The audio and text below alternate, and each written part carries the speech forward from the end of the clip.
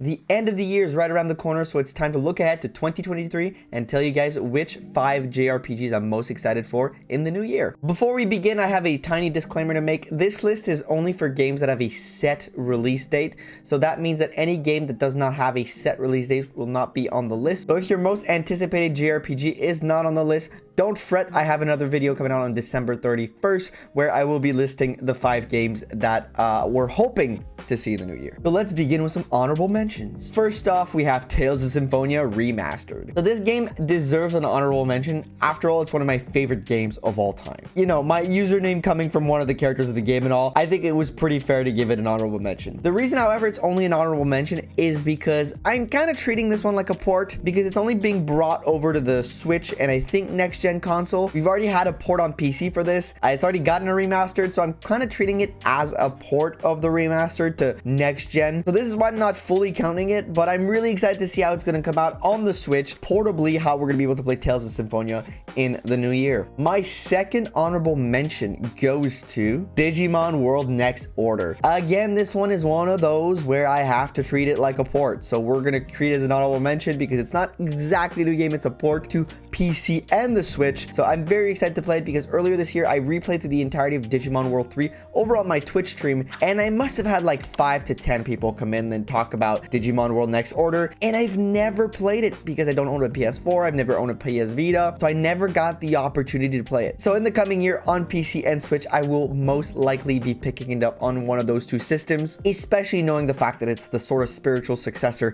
to Digimon World 1, which is an OG game that I loved from my childhood. But being a port, it only gains itself an honorable mention. All right, let's begin this list, and coming in at number 5, drum roll please, Final Fantasy 16. Okay, so I know this one might be a little basic, but Final Fantasy is by far the most iconic JRPG franchise in history. So I think it's normal to be excited for a release of a new game in the series.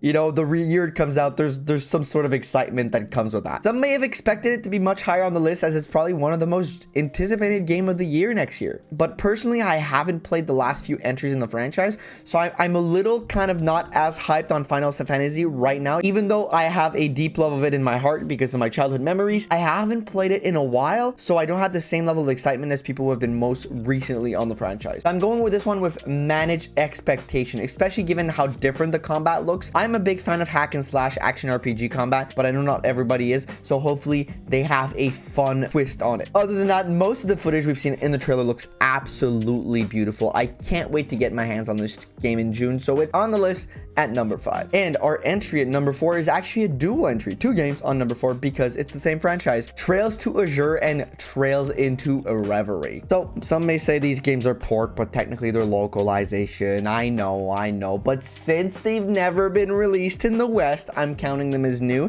and I'm giving them both an entry because they're both around the same reasoning as to why I'm excited for them. So this year I had the chance to be introduced to the Trails franchise by playing Trails from Zeroes for the first time ever. I didn't finish the game, but I enjoyed my experience enough to go back and play the entire franchise. That's in my plans for 2023, and both Azure and Reverie are looking amazing from the footage I've seen, so I have a pretty big level of excitement for this. And this might be a little bit of recency bias as I've played Trails from Zeroes recently, but you know, I think the Trails franchise looks like one of those unappreciated gems in the JRPG community where people that love it to death, but I don't feel like enough people know about it. I'm putting this on the list because let's get excited for it, you know. But yeah, just a little bit I've played from Trails from Zero makes me excited to continue exploring this vast world and this vast cast of characters. Number 3, we have a surprise pick maybe for some of you. It's Wulong the Fallen Dynasty. So this action RPG may not be what most people consider a classic JRPG, but by definition it is an RPG, and it has been developed in Japan by a Japanese company, so it's making the list. And it's making my list for another very selfish reason because damn, it looks